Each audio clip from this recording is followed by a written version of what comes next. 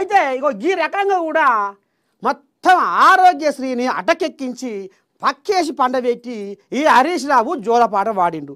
ఇప్పుడు ఏం చక్కన సొక్కం పూస లెక్క నేను చెప్తున్నా ఏమో అంటాడు. రాదేమే ఇది కొంత ఆరాట పెడుతుంది.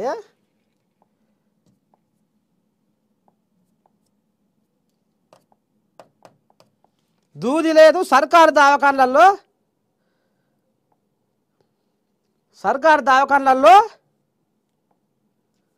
అరే రాదేంది ఇది.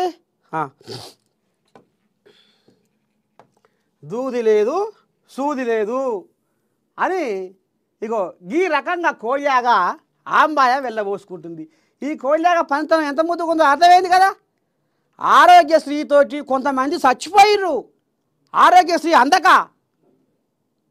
మరి ఇంతో అంతో నలుగుట్ల మాట పతరగల్లోడు ఫస్టే పుట్టుబడి చేసుకుంటాడు, పుట్టగది చేసుకుంటాడు. మరి పేదోడి సంగతి ఏంది?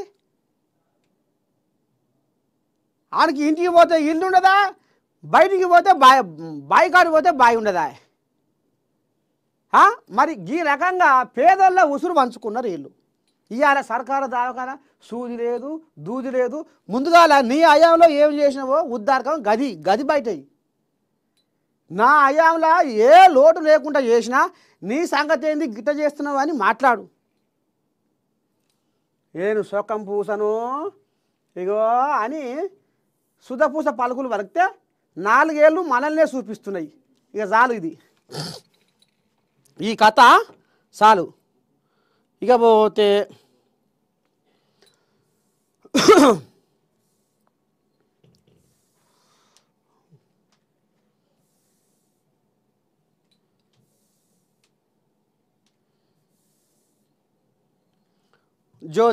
జ్యోతమ్మ వచ్చింది.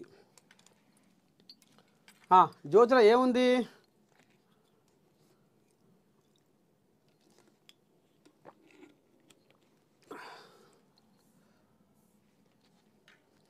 జ్యోతిలో ఏముంది అంటే ఏఐ డబల్ ఇంజన్, తెలంగాణతో చేతులు కలిపిన మైక్రోసాఫ్ట్, గూగుల్ పెద్ద కంపెనీ వాళ్ళు.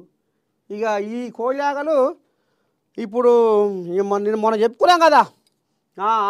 ఇప్పుడు నేనంటే నేనే ఏఐలో మేమే ఉండాలి, మేమే ఫస్ట్ ఉండాలి అనేది తీసుకొస్తున్నాయి. కానీ లాస్ట్కి వస్తాకల్లా మరి 500 బడుల్లో 50,000 మందికి ఏఐ పాఠాలు, 50,000 ప్రభుత్వ ఉద్యోగులకు ఏఐ శిక్షణ, డేటా సెంటర్లలో 15,000 కోట్ల పెట్టుబడులు ప్రకటించిన మైక్రోసాఫ్ట్ యాజమాన్యం. సరే, ఈ గూగుల్ మైక్రోసాఫ్ట్ బాగానే ఏఐ మీద మరి షెడ్డో పడ్డో వ్యవహారం చేస్తున్నాయి. కానీ ఇది పోరగాళ్లకు ఎట్లా అంటే సమాజానికి అక్కడికి వచ్చే దాని మీదనే వ్యవహారం చేయాలి. ఎటుగుడి చేతిలో ఉందని దాన్ని ఎటు పడితే అటే రుద్దితే అది ఇంకిత గందరగోళం కూడా కావచ్చు. అందుకనే పోరగాళ్లకు ఇప్పటిసందే తరవేజ్ చేయాలి. శిక్షణ ఏ రకంగా ఇవ్వాలి? ఒక పటిష్టమైన నియంత్రణ వ్యవస్థతోటి మరి ఇక్కడ ప్రభుత్వం కానీ ఇక్కడ ఈ మైక్రోసాఫ్ట్ ఏదైతే ఇది ఉందో, ఏదైతే గూగుల్, పోరగాళ్ళు ఇప్పుడు ఎట తయారయ్యారంటే అడ్డగోలుతనానికే తయారయ్యారు. చెడుకే ఎక్కువ ఉరుకులో పెడుతున్నారు. చెడు ప్రభావమే వాళ్ళని ముంచేస్తుంది. కాబట్టి మరి ఈ ఏఐ పోరగాళ్లకు మంచిని వాడుకోవాలి. పోరగాళ్ళు కూడా దీని మీద మరి శిక్షణ పొందాలి. రాబోయే రోజుల్లో వాళ్ళు పబుద్ధులు కావాలని కోరుకుంటున్నా. ఇక పోతే నాడు మిగులు బడ్జెటు, నేడు అప్పుల కుప్ప. ఇక అంతే ఎరుకున్న ముచ్చటే ఇది తెలంగాణ. ఇప్పుడు కడుపులో ఉన్న పొరగాడిని అడిగి చెప్తారు అప్పుడు జరిగిన ఉద్దారకం అంతా.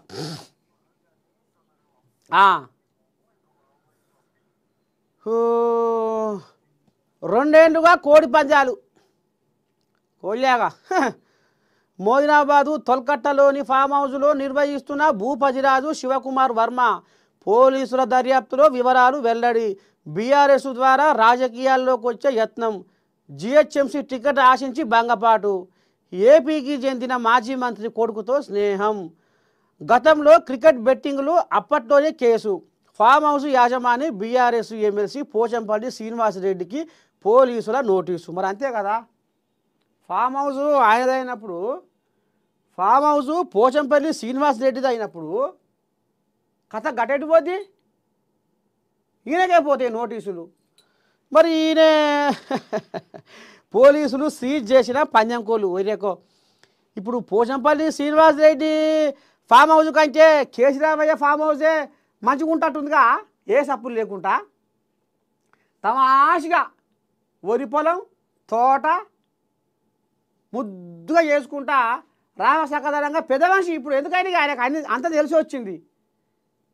కేసీరామయ్య ఫామ్ హౌస్ అనే ఉంటుంది దేశ. ఇగో కోడి పందాలకు ఇగో గీ రకంగా 2 ఏళ్ళ సంది కోయిలాగా, పోచారం శ్రీనివాసరెడ్డి కోయిలాగా గీ రకంగా. ఇక మరి అలా ఇంకేంటియో దొరికినాయి అట. లగ్జరీ కార్లు, నగదు పైకము, ఇగో ఈ రకంగా కోయిలాగలు లోపడంగా చీకటి వ్యవహారం చేస్తున్నాయి. ఈయన ఇటు పాయ ఈ పిల్లగాడు పోలీసులతో వల్లభనేని వంశీ అరెస్ట్. ఇగో దేన్నైనా కాలమే నిర్ణయిస్తుంది. ఇప్పుడు